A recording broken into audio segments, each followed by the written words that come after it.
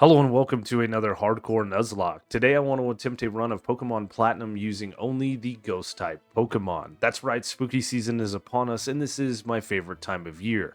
With the temperatures getting cooler outside, bugs going back to the infernal hell in whence they came from, and my birthday being about a week prior to Halloween, I love this time of year, and what better way to celebrate than with a themed type run. Now, if everything goes according to plan, this run should come out just a few days before Halloween. Not everything can be perfect. I have done ghost type runs before. We did an egg lock style run of Pokemon Emerald using all the available ghosts to us, and we learned which ghost hit pretty hard on the physical side and which hit pretty hard on the special side, but the lack of physical special split made things interesting. I also did a solo run of Fire Red with a Ghastly, but we know that thing is a glass cannon, and it walks through Kanto very, very easily. Unfortunately, we have pretty limited encounters in this run, with only 6 technically being available to us. That is Drifloon, Ghastly, Rotom, Spiritomb, Duskull, and Froslass.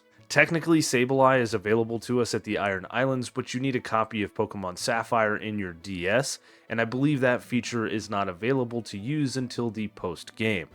There's also, of course, a box legendary that is Ghost type, but hardcore Nuzlocks prevent me from using legendaries, so with only 6 available encounters to us and 1 not until much later in the game, what are we going to do? Now, most of you probably know that Drifloon is our first encounter, but you don't get it until after you beat Rourke and after you do the events at the Valley Windworks. Then it becomes a static encounter on Friday.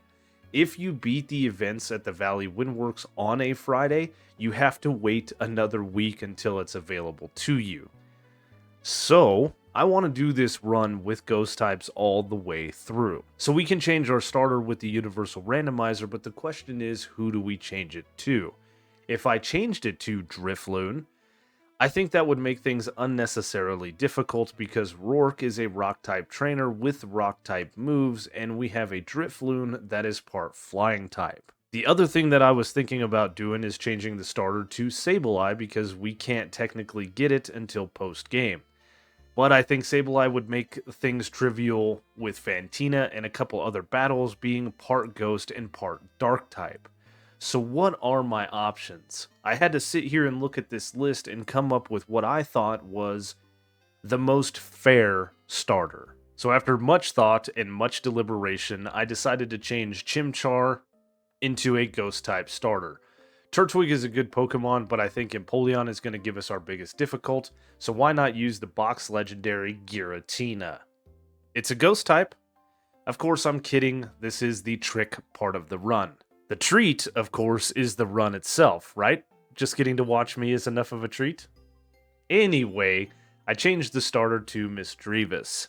I know it wasn't on our list, but if you look at the encounters for these 3 games, Diamond, Pearl, and Platinum, Misdreavus is available in Pokemon Pearl, in the Eterna Forest, and the Lost Tower.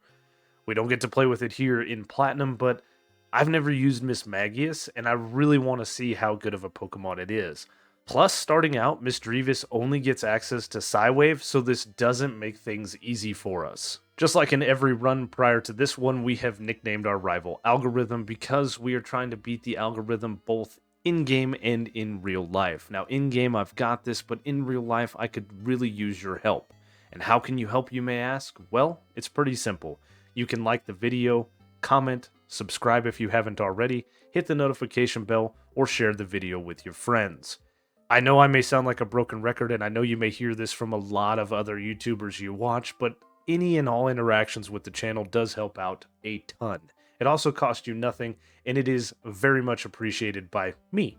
I do want to thank you guys that are coming back every week watching these videos so much. It means the world to me, and if you are new to the channel, well, you're in for a treat.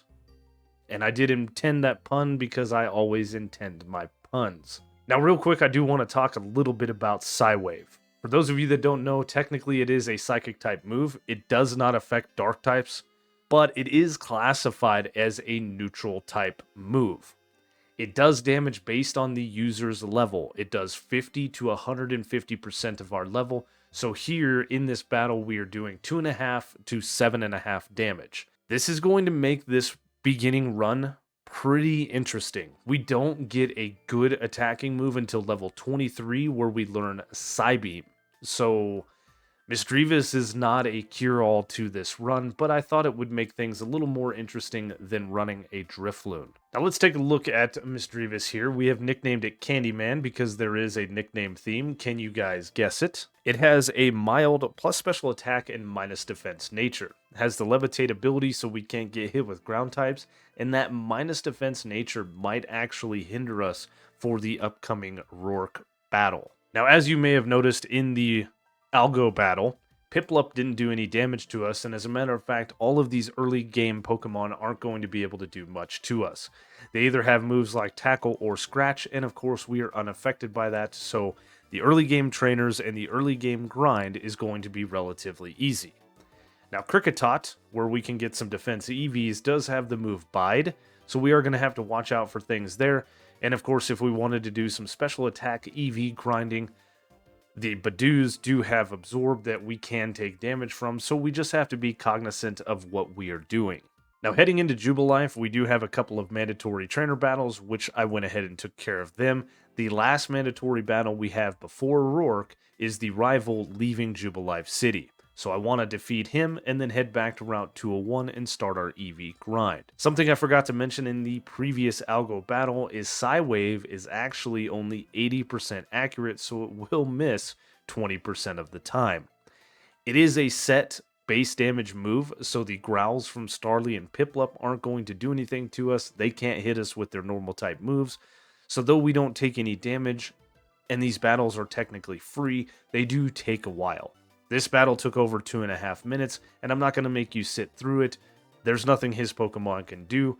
We're going to get the rest of our experience and head back and do some grinding. With Psywave being set damage, it makes no sense to boost our special attack EVs, so I've headed back to Route 201 to take on some Kricketots that will give us defense EVs. We can get about 90 EVs before we're at the level cap. Again, we do have to pay attention to Bide. That move right there could be very, very dangerous. Luckily for us, we take out that Kricketot, but it is something that we're going to have to pay attention to. Now, what I want to do in this little part of the video is tell you guys a story. I've done this before. I've had comments saying, I can't believe you tell stories. It's because I don't want these runs to feel robotic like other runs that I've watched. Those runs do have their little segues and their jokes and stuff like that, but they don't feel real personable. So that's why I do this. I've also had a comment, I gotta talk about this. I had a comment that said, hey, you explain too much. What? Some of the stuff that I explain in these runs are things that I have learned, and I just want to share the information, and I guess I'll try to keep it to a minimum? Probably not. The story I want to tell is about how I got my hands on the first copy of Pokemon that I ever played. Back in 1998, when Pokemon Red and Blue hit the United States, it was a phenomenon like you would not believe. If you weren't there, it was insane. Pokemon was everywhere. The TV show, the games, and then it was just Pokemon everything. If you didn't have Pokemon stuff or you weren't into Pokemon, I mean, you weren't living. Now, I've told stories before about my upbringing and my childhood. It was not very good. My biological mom did spend a lot of money on extracurricular activities, and as far back as I can remember, that's how it was. So I didn't have a lot of stuff. When it came to game systems and stuff like that, when she divorced my sister's biological dad, I got a hand-me-down Nintendo that I eventually sold for about $100 to buy groceries for me and my siblings. But I also got my hands on one of those big gray brick Game Boys, and I had that thing forever. I had a friend, and we used to spend quite a bit of time hanging out. I don't really remember how we ever became friends. I know his mom and my bio mom were good friends, and I don't know why. I can make my best guess, or an educated guess, if you will. Doesn't matter. His mom actually had a job, and she worked very hard, and gave this kid a lot of stuff. He had a copy of both Pokemon Red and Pokemon Blue, and this was before Pokemon Yellow had come out. And so we would sit at his house and play constantly. Now, he had a little closet, if you will, that he had a beanbag chair set up, and that was like his hangout spot. He would sit in there and play. I would sit out on the couch, or he had not a couch, a futon, and play. It was good times. We'd sit there and grind through the game. We would level up Pokemon. He had a link cable. We would trade back and forth. We were trying to complete the decks. It was a very, very good time. He would let me take the games home if I wanted to grind up or catch legendaries or whatever. It was cool. I had basically access to Pokemon Red and Blue. Now, one day, to cut this story pretty short, I showed up at his house and was like, hey, what's up? And he's like, what did you do with my game? Says, I can't find a copy of Pokemon Blue. Where is it? Now, I predominantly played his Pokemon Red, but every now and then I would take Blue and do some grinding for him, because grinding through the Elite Four to raise Pokemon he didn't like. This was before we learned about the missing no glitch as well. I didn't have his game, but he thought I had taken it. After I told him I hadn't taken it, he then thought that maybe I had stolen it, which I didn't. I wasn't a thief, and why would I? I had access to those games anytime I wanted. So for a couple of weeks, we didn't talk, and after a couple of weeks, I ended up going over to his house, and he met me at the door, holding the game out and apologizing. Hey man, I am sorry. And I'm like, for what? And he's like, I thought you stole my game. I didn't know who else it could have been. Here, this is yours. And he handed me his copy of Pokemon Blue. And I said, well, what do you mean it's mine? And he goes, in the 2 weeks that we haven't hung out or whatever, he had told his mom that he lost the game. She bought him a new one. She was also on him about cleaning his room, so he cleaned his room, and she made him clean that closet too. And when he cleaned that closet, he had moved everything out, and when he had done that, he had found the game. And what we assumed happened is he had taken the game out to play something else, and he put it in his pocket. And back in those days, we wore Jinko jeans, so things didn't stay in your pocket all the time, and it just fell out and rolled underneath, and so it was underneath his beanbag chair. And that is how I got my first copy. He had Pokemon Red and Blue and then gave me the copy he found, and I cherished that game and had that game for a fairly long time until I inevitably lost it, but not for the reasons you think, and that is, of course, a story for another time. Now, I know catching other Pokemon besides Ghost types or besides HM Mons is kind of frowned upon, but if you've ever watched any other Platinum run I've ever done, there is an in-game trade that we can do with this Machop that is going to make this run doable. Without this trade and the item that we get, we would not be able to do it. So as you guys know, we catch the Machop and we head back into Orberg City. We have to go into a specific house, which is this house right here. And inside of this house is this person that we can talk to, and they want a Machop to trade you for an Abra. Of course, we pop that back and forth, and when we do get the Abra in our party, Kaza here is holding an Oran Berry. This is the key to the run. Rourke, of course, is not a free battle, and I'm going to have to use every strategy at my disposal. Not just the Oran Berry, there are a couple other things like having 2 Pokemon in our party. I have Kaza sitting there. It's not going to see battle, but this does trick the AI into using Stealth Rock instead of attacking us. I'm also going to be using Confuse Ray, which is where I said a lot of luck and RNG needs to help in our favor. First turn, Geodude does hurt himself in Confusion, which is very nice. That's RNG working out for us. The other side of the RNG is we need Psywave to do as much damage as it can. Unfortunately, we don't do that much damage, and Geodude snaps out of Confusion and hits us with a Rock Throw. That is not at all what I had planned here. We tag it with another Confuse Ray. It does hurt itself in Confusion once again, taking itself just below half, which is very nice. Psywave connects, doing a decent amount of damage, taking Geodude down to a sliver, and then of course Geodude snaps out of Confusion again, but this time uses Stealth Rock. Like I said, we're using every strategy we can. Rourke heals up with a potion as I go for a Confuse Ray once again. Psywave this time does a decent amount of damage, taking Geodude down to yellow health, and Geodude hurts itself in Confusion.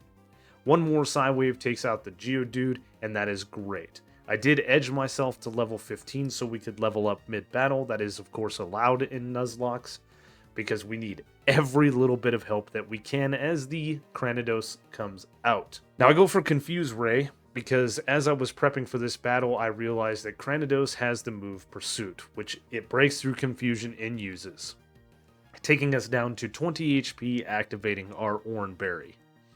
This is getting very scary very fast. We fire off a Psy Wave, and it doesn't do that much damage. Quarter, maybe? And Cranidos breaks through confusion to hit us with another Pursuit. Now, Pursuit is doing 16 damage. We have 14 HP left as we fire off another Psy Wave. We need this thing to hurt itself in confusion, and we could take it out. Unfortunately, it breaks through and hits us with another Pursuit, ending attempt 1. In attempt number 2, Candyman has a Rash plus special attack and minus special defense nature. We did the same amount of EV training as we did before. There's nothing else that I can do but employ the same exact strategies. We have the Oranberry, we have Kaza on our team that's not going to see any battle. There's nothing left to do but pray to RNGesus as the battle begins. We need Cranidos to not break through so many confusions. We need Geodude to cooperate, and I'm really not worried about the Onix in the back. Turn 1, we go for Confuse Ray as we did before, and Geodude cooperates, hurting itself in confusion, doing a little bit of damage. Psywave then hits Geodude for about a third, and Geodude breaks through confusion to tag us with Stealth Rock. That is much better than Rock Throw. We then hit another Psywave down to yellow health, and Geodude hurts itself in confusion. Putting it at low yellow health, Rourke uses a potion. That's a little bit annoying, but it burns up a potion. Psywave then does a little bit of damage. We get to hit it with a follow-up Psywave, taking Geodude down to low red health.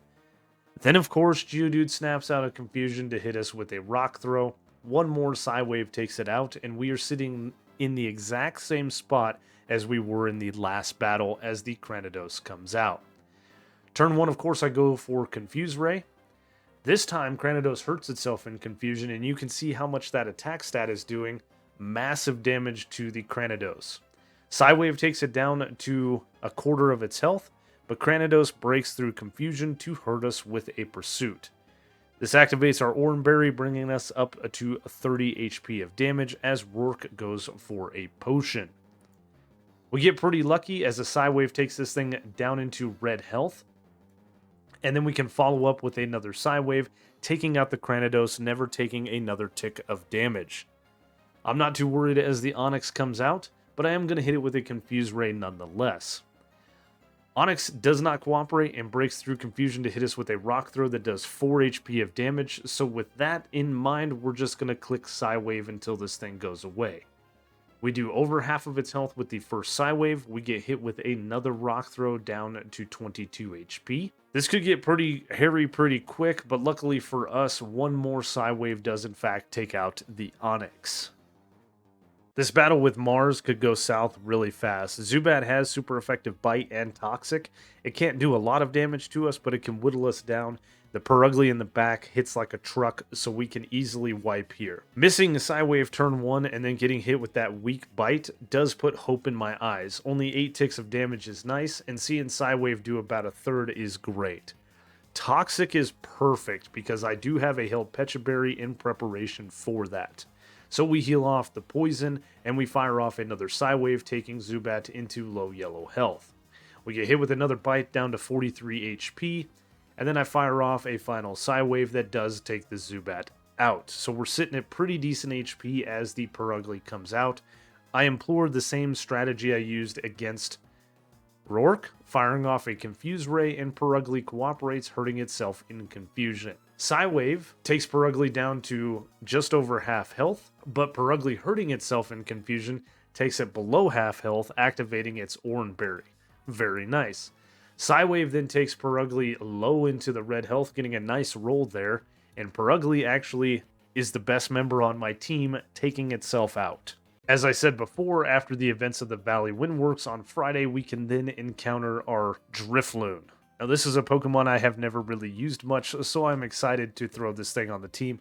I'm also very happy to get another Pokemon because I am quickly approaching the level cap. There is a Dusk Ball that you can get from the house next to where you traded for Kaza, so I throw the Dusk Ball, and luckily, we catch the Drifloon first try. Very nice. Now, we do have a nickname theme. So we're going to name this thing Chucky. Can you guys guess the name theme? Let's take a look at Chucky here. Chucky has a lax plus defense minus special defense nature. That's perfectly fine with me.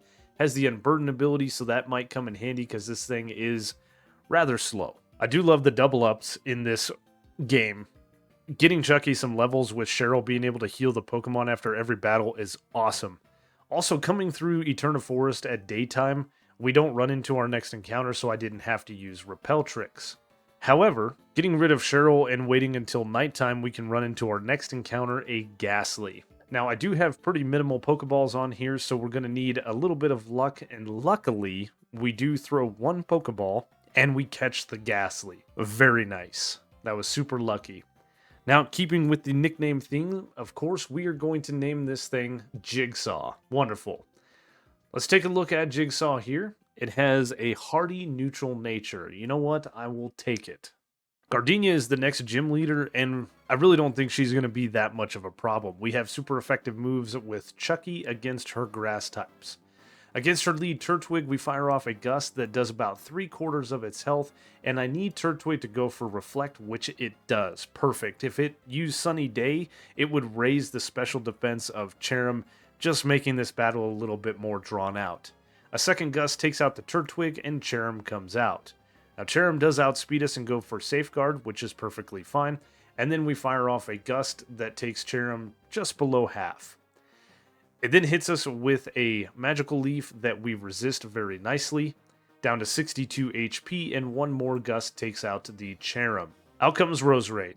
Roserade, of course, outspeeds us and goes for Stun Spore, but it misses, and then we fire off a Gust that does a decent amount of damage, just over half. Unfortunately, at this point, Roserade has a Citrus Berry, so it heals itself up pretty nice. Tags us with a Stun Spore, but I was prepared for that because we heal it off with a Cherry Berry, firing off another Gust that takes Roserade low. Gardenia decides to use a Super Potion, and luckily for us, because of the potion, it is now in a heal lock, and we can get back-to-back Gusts without the Citrus Berry, taking out the Roserade. Beating Gardenia gives us access to Cut, and Cut gives us access to things like the Thief TM, which is great for type boosting items. It also allows us to get back to the old chateau where we have our next encounter. Not forgetting to pick up the Dread Plate and the TM for Substitute whilst we're in here as well. At nighttime, if we come and inspect this TV, we can actually give her a little thump like you did with old school TVs to make them work, but instead of the TV working, out pops a Rotom. This is a Pokemon I have never really used before, so I'm excited to use it, and we will talk a little bit more about this Pokemon in a minute. Now, I'm going to go ahead and do a little bit of damage, a little bit of work to this Pokemon, and then throw a Pokeball at it. We throw a Premier Ball. It does break out of the Premier Ball. We then throw a couple of Pokeballs at this thing. We stocked up at this point, and we do eventually catch this thing. It takes over 2 minutes to actually catch Rotom. A little bit annoying, but it is added to the team nonetheless. And having that part electric type, I think, is going to be very nice. Now, sticking with the nickname theme here, I am going to nickname Rotom Pinhead. Can you guys guess the theme yet? Let's take a look at Pinhead here. And Pinhead has a Brave plus attack minus speed nature. Blech. In the process of all the running around and the Team Galactic stuff, we do have an evolution where Jigsaw evolves into a Haunter. Welcome addition to the team. The battle with Commander Mars was child's play compared to the battle with Jupiter here. 4 teammates, you think this battle would be much, much easier. Candyman having access to Psybeam that one-shots the Zubat. What could go wrong? Well, the Skuntank in the back has Stab, super effective, Night Slash that also has a very high critical hit chance, so things can get very dicey very quickly. I do have a plan. Turn 1, the first part of my 3-part plan, Confuse Ray. It's a tried and true method that's worked for us in the past. As a matter of fact, Skuntank does cooperate, hurting itself in confusion. Part 2, swapping into Jigsaw. Luckily, Skuntank breaks through confusion but goes for poison gas that doesn't affect us. This allows Jigsaw to get off a curse.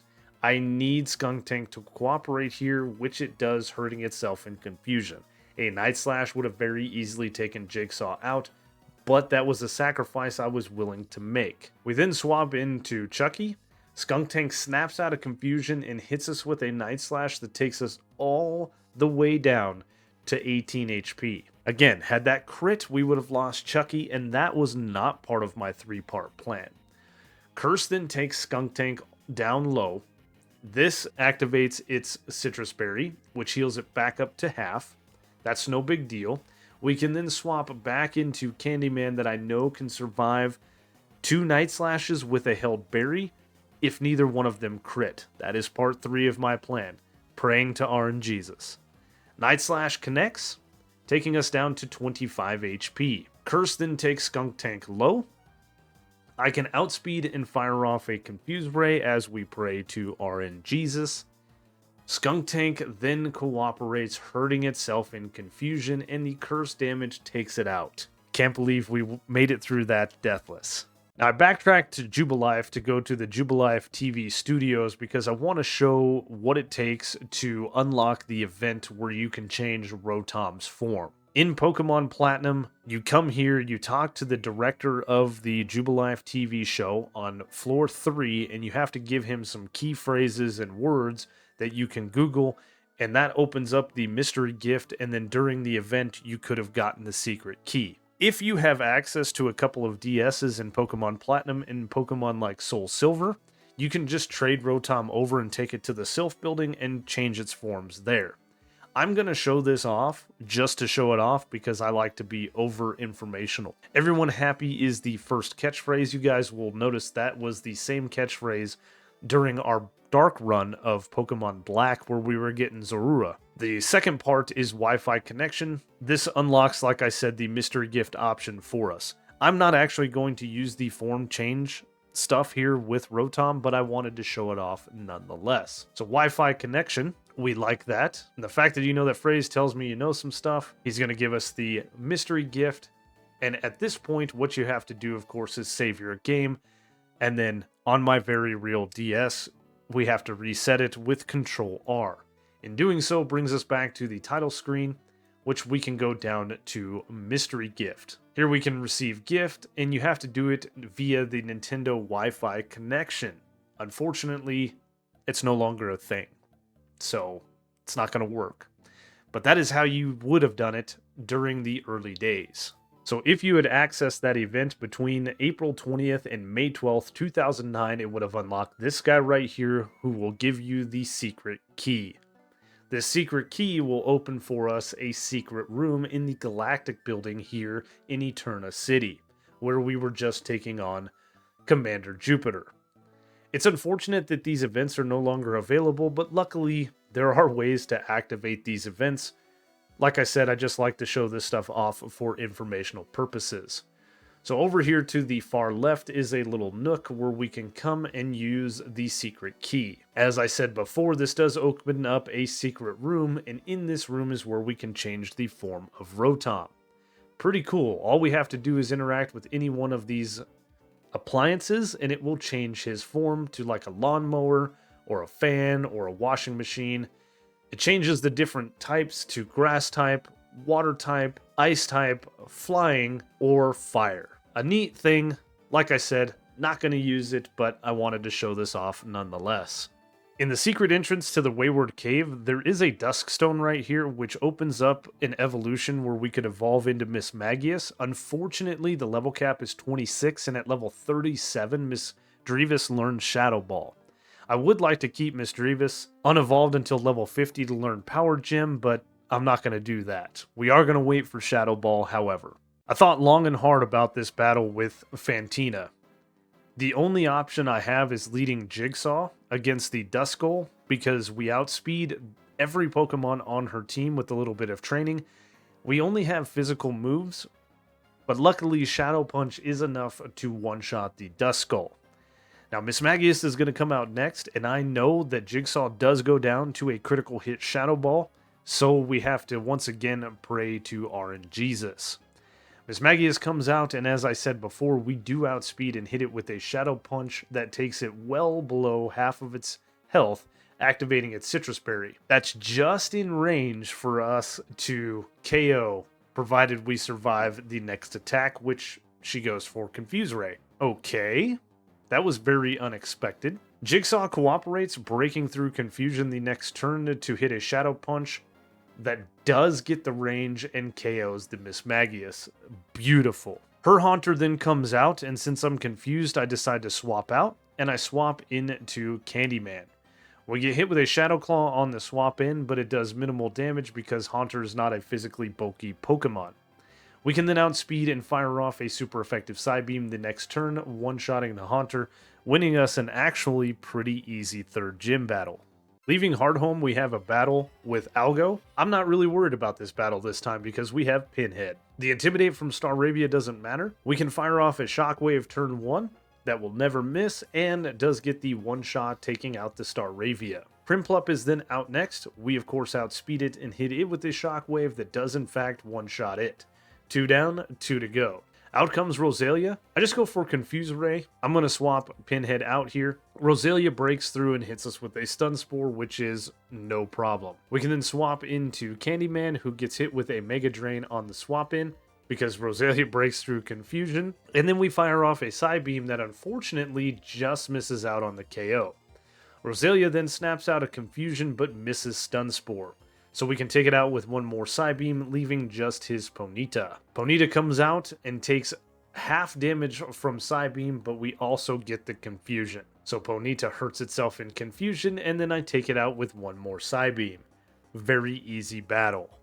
So on Route 208, we need to talk to this guy right here, who gives us the Odd Keystone, which is the key to our next encounter.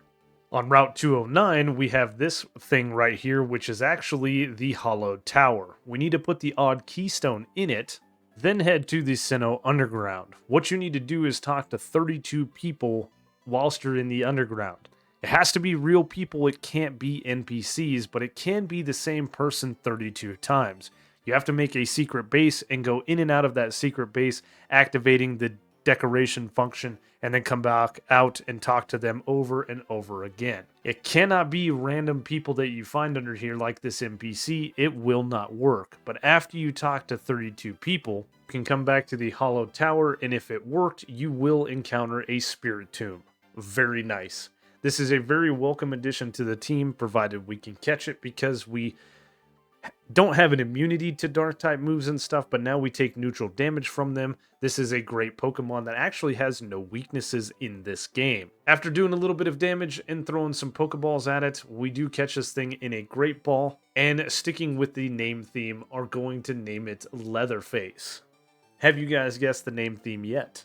If we take a look at the Leatherface here, it has an impish nature that is plus defense and minus special attack. Crap, that is a terrible nature. A little further forward in the Lost Tower at night, we can then encounter a Duskull. This Pokemon has potential to evolve into a Dusknoir, something I have never used, so I'm very excited. Unfortunately, it breaks out of the Great Ball. We get hit with an Astonish, and so we got to throw another Great Ball at it. We still got a decent amount of Pokeballs, and this time we catch it. Very nice. Again, sticking with the name theme, we're going to name Duskull a Ghostface. Fitting, I think. Taking a look at Ghostface here, it has a careful nature that is plus special defense and minus special attack. I'll take it. We have a decent evolution here with Chucky evolving into a Drifblim. So now that we're in Veilstone, we of course are grabbing the coin case. We need to start the grind for coins. I am going to head to the department store and buy the Light Screen and Reflect TMs, as well as maybe a couple others like Natural Gift, but I need to start the grind for coin. There are some great items that we can get, like the Wide Lens and the Metronome item, but the most important thing here are a couple of different TMs. Substitute and Swords Dance and Double Team and things like that are great, but Thunderbolt and Psychic and even Ice Beam are very, very important. And I need multiple Psychic and Thunderbolt TMs, so let's get to grinding. I mean, you know, it feels like a trap. We should just leave. Maylene is up next, and I could have led Candyman with the newly taught Psychic. We did grind for one Psychic TM, but I made my way all the way to Route 212 to the Shard Tutor to teach Leatherface Ominous Wind. So we're leading Leatherface against the Metatite. I go for Ominous Wind turn 1, fishing for the Omni Boost. We don't get the Omni Boost, but we do get a clean one-shot. Very nice. Machoke comes out next, and with the held wide lens, we connect with a Hypnosis turn 1. We outspeed, which is awesome. Machoke stays asleep, so we can take it out with a base 100 power Dream Eater. Dream Eater is a great move, healing back health. Unfortunately, you have to put the other Pokemon to sleep. Lucario comes out, and it outspeeds us to hit us with a Metal Claw that crits us down to 43 HP. That's a bit scary. We miss a Hypnosis and then get hit with another Metal Claw down to 27 HP, or 24 rather, and connect with a Hypnosis. The fact that Lucario outspeeds is a bit scary as we go for Dream Eater, but it stays asleep, and we connect with a Dream Eater that crits down to low red health, healing us all the way back up to 62 HP. Now I thought Maylene would go for a potion here, so I was switching things up. Luckily I did. Lucario wakes up and hits us with a Metal Claw that doesn't do much, taking us down to 41 HP as it gets the attack boost. But I went for Ominous Wind instead of Dream Eater, so we take out the Lucario. Not sure if that crit mattered, but we won nonetheless. Heading into Wake's gym, we of course are approached by our rival for another battle. Again, I'm not really worried about our rival throughout this entire run. This battle especially. Things are a little bit different. We do lead Pinhead against his Staravia. Of course, getting tagged with that Intimidate that doesn't matter. Firing off a Thunderbolt this time that cleanly one-shots the Staravia. Prinplup comes out and it too falls to a single Thunderbolt, just like in the last battle. This time what's different though, as Roselia comes out, I stay in and go for Ominous Wind. It does over half of Roselia's health, and then we just get hit with a resisted Magical Leaf. Fire off another Ominous Wind and take it out. Ponyta is last for Algo here, and we fire off a Thunderbolt that cleanly one-shots it. We got a couple of evolutions on the team. First off, Ghostface evolving into a Dusclops. At the level cap, Candyman learns Shadow Ball, so I decide to use the Dusk Stone we found earlier, evolving it into a Mismagius. This actually leads us very nicely into Wake, because here in Pastoria is the move Rememberer, and Mismagius can learn Magical Leaf with a Heart Scale. Of course, I lead Pinhead against the Gyarados. The Intimidate doesn't matter, but the quad super effective Stab Thunderbolt that we fire off is a very nice and clean one-shot, taking out the Gyarados. Floatzel comes out next, and I did forget the moveset of Floatzel as we get hit with a Crunch. That's a little bit scary, as it takes us all the way down to 26 HP, and had it crit, it definitely would have taken out Pinhead. I go unpunished as I fire off a Thunderbolt that cleanly one-shots the Floatzel. This just leaves Wake's Quagsire, which is why I said this battle was nicely led into, because we can swap into Mismagius. As Quagsire goes for a Rock Tomb, it gets the speed drop, but it doesn't do much damage to us, and then we can fire off that quad super effective Magical Leaf, taking out Quagsire, winning us a very, very easy 5th gym battle. Do you ever notice right before the Galactic Bomb stuff, Barry's sitting behind the Croagunk, and he's actually watching you? Like, he moves as you move. That is creepy. Talking to Wake outside of the Great Marsh, a Galactic Bomb goes off, and I really don't understand the thought process that Team Galactic was doing here.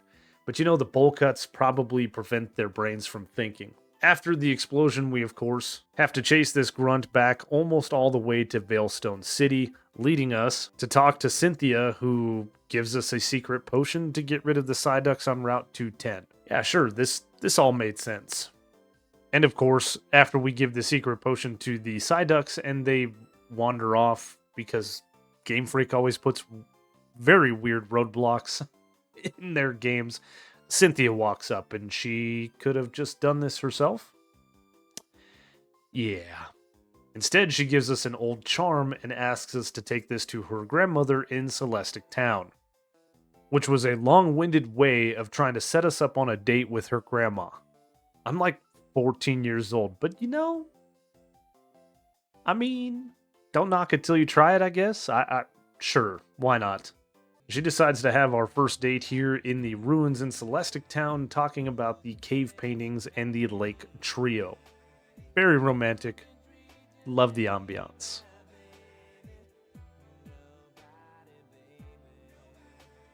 Our date is cut short and interrupted by our very first battle with Cyrus. Now, this battle I'm not worried about, but once we get to the Distortion World, things are going to be vastly different. We do get outsped and hit with an Ice Punch on the very first turn that gets a critical hit, taking us well below half health. That sucks. A quad super effective Brick Break, however, is enough to take out the Sneasel. Out next is Murkrow. Since I'm low on health, I swap into Chucky. We get hit with a Nightshade on the swap in, doing 36 HP of damage, not too bad. And then we get hit with a Feint Attack because we are outsped once again. Sitting at 57 HP, we fire off a Thunderbolt that cleanly takes out the Murkrow, and out comes Golbat. I swap into Pinhead, who gets hit with a fairly decent bite on the swap in and can fire off a Stab super effective Thunderbolt, taking out Golbat. In Canalave, we have another rival battle with Algo, and this time his team is stacked with fully evolved Pokemon. Staraptor hits us with that Intimidate that doesn't matter. I fire off a Thunderbolt that cleanly one-shots it. This time Heracross comes out, but I have Stab, quad super effective Air Cutter that cleanly one-shots it.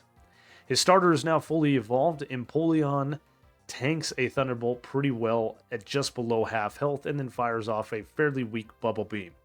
One more Thunderbolt easily takes out the Empoleon. Roserade comes out. We miss a Air Cutter, because of course we do. We then get tagged with a Toxic Spikes, which doesn't matter if we don't swap in, and then fire off an Air Cutter that leaves Roserade on a sliver of health. We then get hit with a Leech Seed, which is very, very annoying. We can take out the Roserade with one more Air Cutter. This just leaves his Rapidash, and I know I shouldn't have done this, but I swap into Leatherface, who of course gets poisoned on the swap in, and then we get hit with Fire Spin. So now we're taking residual damage from both poison and fire as Rapidash hits us with another Fire Spin. But I fire off a Water Pulse that takes Rapidash low and gets the Confusion. Very nice. A little bit more chip damage from both poison and Fire Spin takes us down below half health.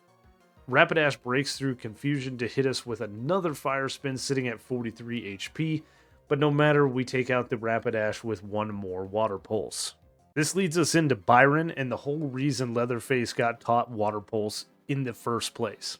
He leads a Magneton. I do outspeed and set up a nasty plot turn 1, and Magneton goes for Thunderbolt. I figured this thing would go for Thunder Wave.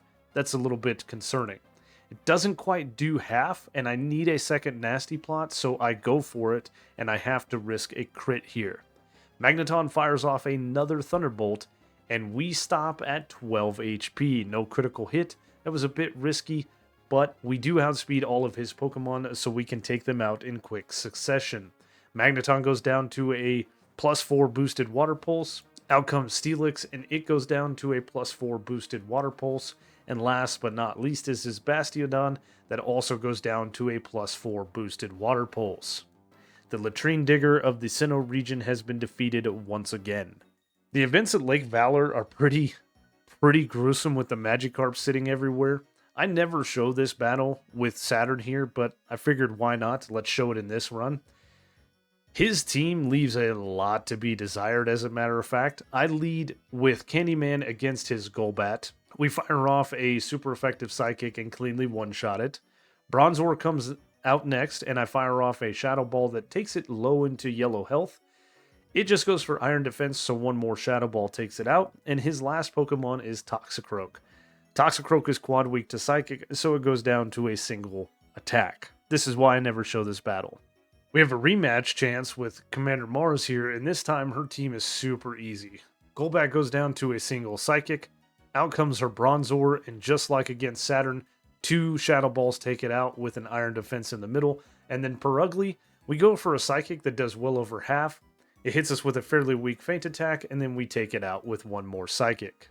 Before heading to Snow Point City, I stop off in Mount Coronet to pick up a Dawnstone for a future encounter. On Route 216 at night, we have a 10% chance of finding Snorunt.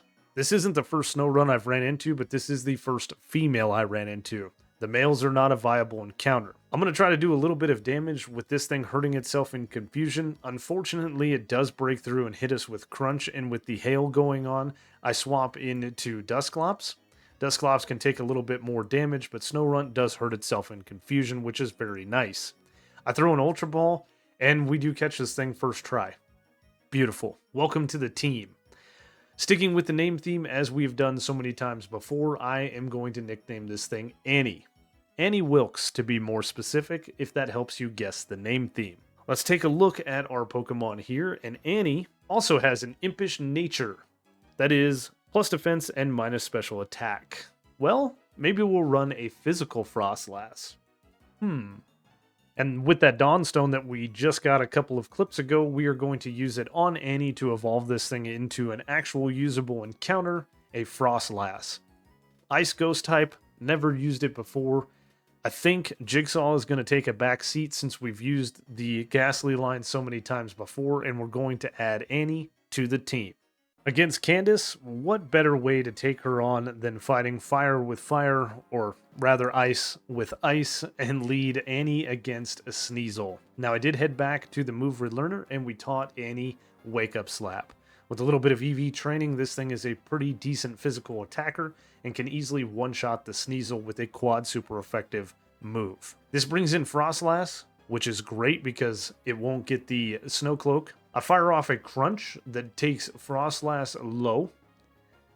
Citrus Berry then activates, healing her back up to just under half health, and Froslass could take us out with a critical hit Shadow Ball, but instead decides to go for Double Team. We break through that +1 to evasion to hit another Crunch to take out the Froslass, and out comes a Piloswine. This thing could do some serious damage, so I swap into Leatherface. Piloswine was just setting up the Hail. No matter, I fire off a Water Pulse the next turn, and we can one-shot it. This just leaves her a Abomasnow that comes out, so I swap back into Annie, who gets hit with a Wood Hammer on the swap in, as I knew it would. That damage from the recoil of Wood Hammer is perfectly enough for us to take this thing out with a Fire-type Natural Gift.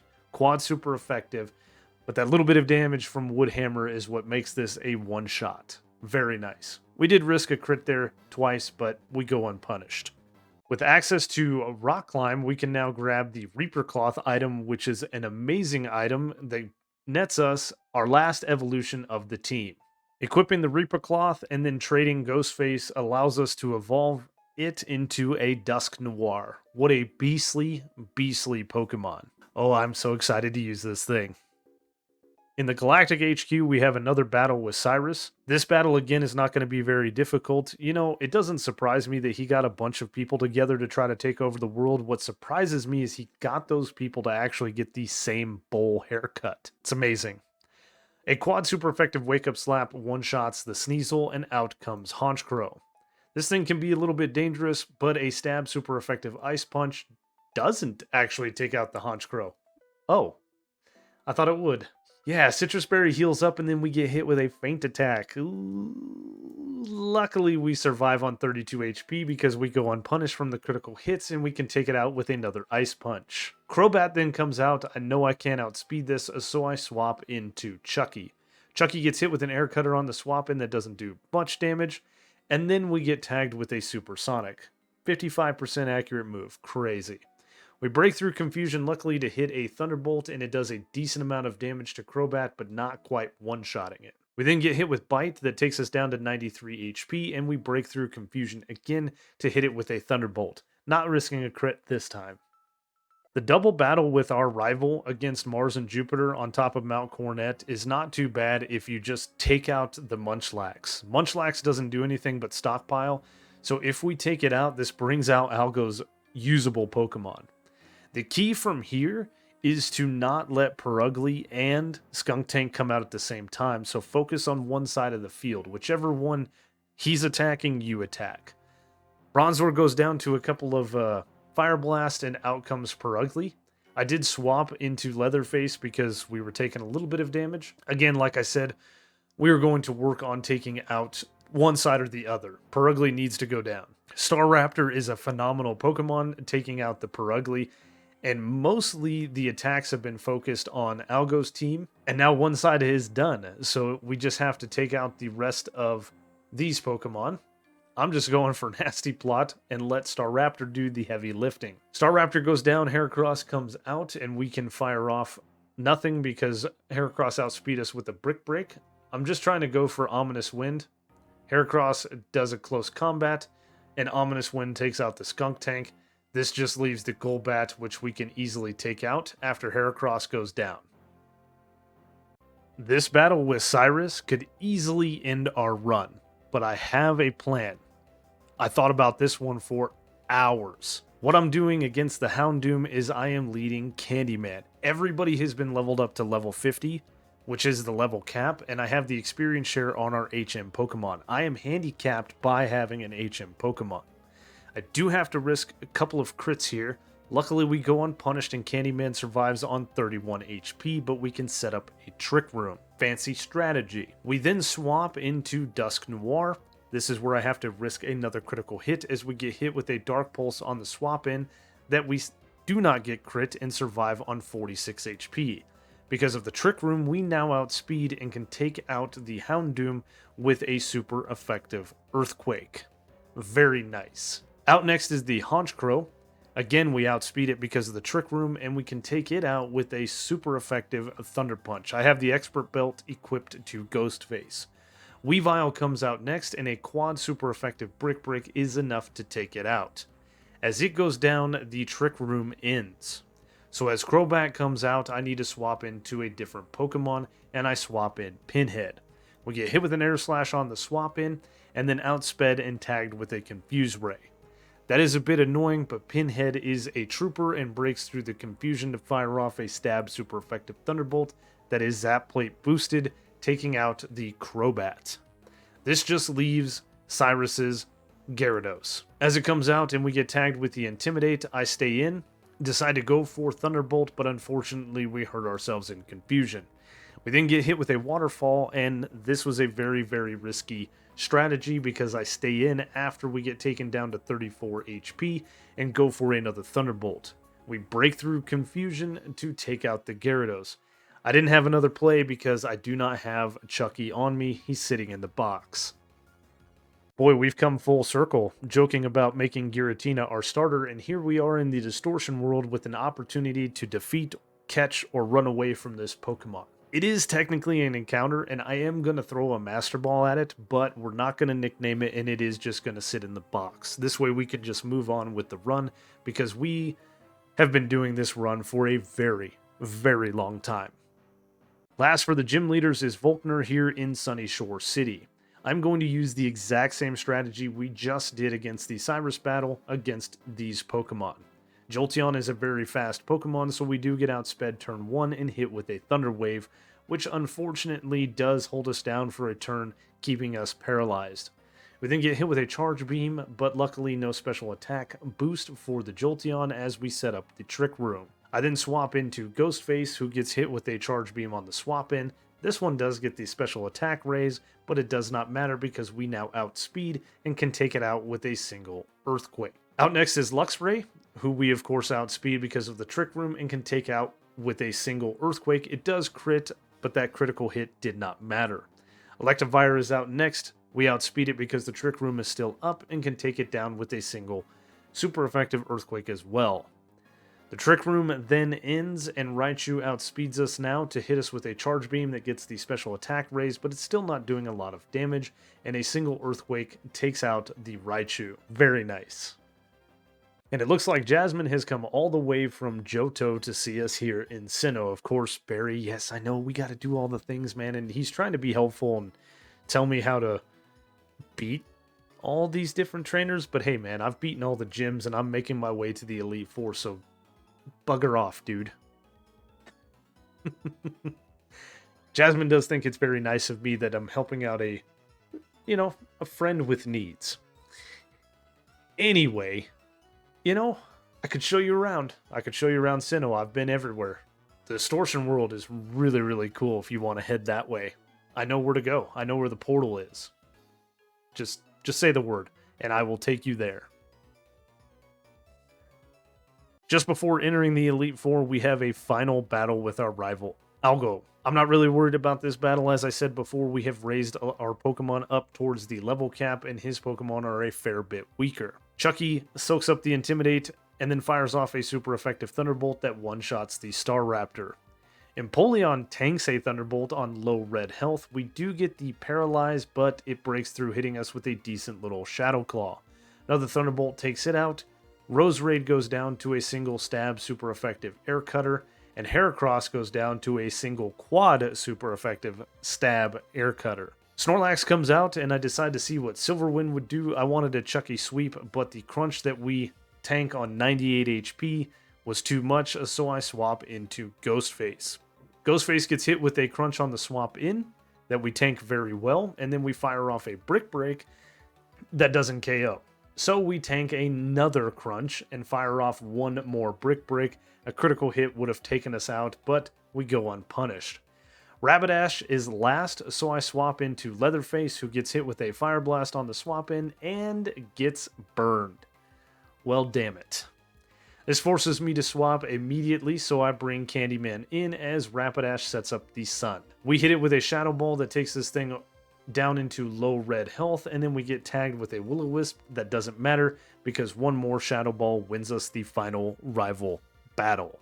So here is the team all leveled up to level 59 to meet Lucian's ace. We have Ghostface, the Dusknoir with Fire Punch, Brick Break, Shadow Punch, and Earthquake. Candyman, the Mismagius with Psychic, Shadow Ball, Magical Leaf, and Trick Room. We have Annie, the Froslass with Ice Punch, Crunch, Wake Up Slap, and Natural Gift, just in case. We have Leatherface, the Spiritomb with Nasty Plot, Water Pulse, Psychic, and Dark Pulse. We have Chucky, the Driftblim with Silverwind, Air Cutter, Icy Wind, and Thunderbolt.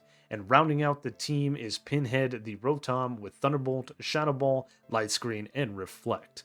I did mess up by teaching Pinhead Shadow Ball. I should have taught that to Spiritomb and then taught Pinhead Dark Pulse, but it is what it is. First for the Elite Four is Aaron and his bug types, and Chucky's not going to see a lot of playtime, so I decide to lead it. Surprisingly, we outspeed the Yanmega and can fire off an Air Cutter that cleanly one-shots it. That is a very nice showing. Turn 1 of the Elite Four. Out next is Drapion, so I immediately swap into Ghostface, who gets hit with an Ice Fang on the swap in. Doesn't do a lot of damage, and barring getting frozen, we can tank one more. We don't get frozen, so we can fire off an Earthquake, and we leave Drapion on a Sliver. This activates its Citrus Berry, healing it up just out of healing range as we get hit with one more Ice Fang, taking it out with one more Earthquake. This baits in the Scizor, which I was hoping would come out next, and we can take it out with a quad super effective Fire Punch. I did have a Cherry Berry on Annie just in case things went crazy with Freeze. Out next is Heracross, who does have Night Slash, so I've got to risk a little bit swapping in Chucky. As it gets hit with a Night Slash that doesn't crit, we would have survived it no matter, and we can fire off that quad super effective Air Cutter, taking it out. This just leaves Vespiquen. We fire off an Air Cutter that does a little over half of its health, and then we get hit with a Power Gem that I forgot it had. But it doesn't do a lot of damage because its attack is abysmal, or its special attack rather. So I can fire off one more Air Cutter, taking it out, winning the first Elite Four battle. Against Bertha and her ground types, I lead Candyman against the Whiscash. Now hopefully the order of operations works for us and we can take out most of her Pokemon before the Gliscor comes out. Quad super effective Magical Leaf does in fact take out the Whiscash. Who saw that coming? Out next is Hippowdon, who is not quad weak because it is just a ground type. It sets up the Sandstorm, which is a bit annoying because that boosts some of these Pokemon's special attack. And Magical Leaf is a range to KO, which we don't unfortunately get. We leave Hippowdon on a Sliver. So we get hit with a Crunch. And ooh, if that had crit, that definitely would have taken us out. But we survive unpunished. Bertha goes for a full restore as we fire off another Magical Leaf, and this time we get the range, KOing it in one shot. Bertha cooperates, sending out Rhyperior next, so after a little bit of chip damage, we can take out the Rhyperior with a quad super effective Magical Leaf. Golem then comes out next, and it too falls to a quad super effective Magical Leaf. And sitting at 39 HP as the Gliscor comes out, I swap into Annie. Now, Gliscor has the elemental fangs, so it could go for anything as we swap in, and luckily it goes for Ice Fang. So that doesn't do much damage to us, and we can fire off a quad super effective Ice Punch, cleanly one-shotting the Gliscor. Flint leading with a Houndoom throws a wrench in all of my plan. The only strategy I have is to lead Chucky, and Chucky is potentially going to go down. If Houndoom sets up Sun turn 1, things are over for our entire team. So Thunderbolt hits, and it does do well over half of Houndoom's health. Houndoom then cooperates and goes for Dark Pulse. Beautiful. Because we outspeed, we can't get flinched. We do have to risk a critical hit here, and we survive on 103 HP. So we can fire off another Thunderbolt and we can take out the biggest threat. Now, as Magmortar comes out, unfortunately I don't have anything I can switch into this thing that can tank a couple of hits from it, so I just stay in and fire off a Thunderbolt for some chip damage, and this was the plan from the beginning. Chucky knew what she signed up for. Chucky goes down to a Thunderbolt from the Magmortar, giving a free switch in to Candyman. Candyman can take out the rest of the health with Shadow Ball, bringing in Flareon. The rest of Flint's team should be a cakewalk here. We fire off a Shadow Ball, and we do not get the KO. Whoops. We just get hit with a Will-O-Wisp, which is no big deal. The heal lock here will ensure that we take this out with 2 more Shadow Balls. Flint goes for the full restore, but we get a critical hit with Shadow Ball, taking out the Flareon. The last 2 Pokemon we are going to outspeed in one shot, so it is no big deal. Rapidash comes out and goes down to a single Shadow Ball, and last but not least is Infernape. We're locked into Shadow Ball with the choice specs. We outspeed and take it out, but it was at a loss. Against Lucian and his Psychic types, there's not a lot he can do against my Ghost types, so I decide to lead Spiritomb, who hasn't seen any time in the Elite Four. Mr. Mime likes to set up Reflect and Light Screen, so we are going to set up as well. Mr. Mime goes for Reflect. Turn 1, we set up a Nasty Plot. Light Screen is turn 2, and 1 more Nasty Plot is set up. We then get hit with a Thunderbolt, which I knew was going to happen, for a decent little chunk of damage, and a Dark Pulse one-shots Mr. Mime. Espeon comes out, and our Quick Claw actually procs, and we outspeed and hit with a Dark Pulse to one-shot it. Next up is Alakazam, who does outspeed us because of no Quick Claw, and hits us with an Energy Ball that crits us down to 24 HP. Well, that didn't go according to plan. A Dark Pulse does take out the Alakazam. Now, as Bronzong comes out, I was playing a little fast and loose and didn't realize that it was Reflect, then Light Screen, so I stayed in and went for Dark Pulse that should have taken this out, but the Light Screen was still up. We get very, very lucky that Bronzong flinches. The Light Screen does wear off, and we get a Quick Claw proc that does not matter as we take out the Bronzong with 1 more Dark Pulse. That was a little too fast and loose for this run, but no matter, we were unpunished. Glade comes out, and I swap into Candyman, who gets hit with a Stone Edge on the swap in, but a single choice specs boosted stab super effective Shadow Ball wins us the Elite Four. The final challenge of the Sinnoh region is the ultimate champion, Cynthia, and her stacked team. She has some beastly Pokemon and leads with a Spiritomb that has no weaknesses. I lead Candyman in the choice specs. We fire off a choice specs boosted stab, a Shadow Ball turn 1, and it doesn't quite take out the Spiritomb, but it does get the special defense drop. We then get hit with a Shadow Ball in return, and had it crit, it definitely would have taken us out, but we survive on 44 HP. Cynthia then goes for a full restore, and because of the special defense drop, a Shadow Ball takes out the Spiritomb. Lucario comes out next, and there's not much I can do. I just stay in and go for Shadow Ball, doing some chip damage, and then we get hit with a Shadow Ball, taken out. There's definitely going to be some loss in this battle. I need safe swap-ins. I bring in Ghostface, and we get hit with a Shadow Ball that takes us down to 71 HP, and then we can fire off a Brick Break that takes out the Lucario. That is 2 down on our team and 2 down on Cynthia's as the Garchomp comes out. It misses a Dragon Rush turn 1, so we can fire off an Earthquake that unfortunately does pitiful damage. Garchomp then fires off an Earthquake of its own, easily taking out Ghostface.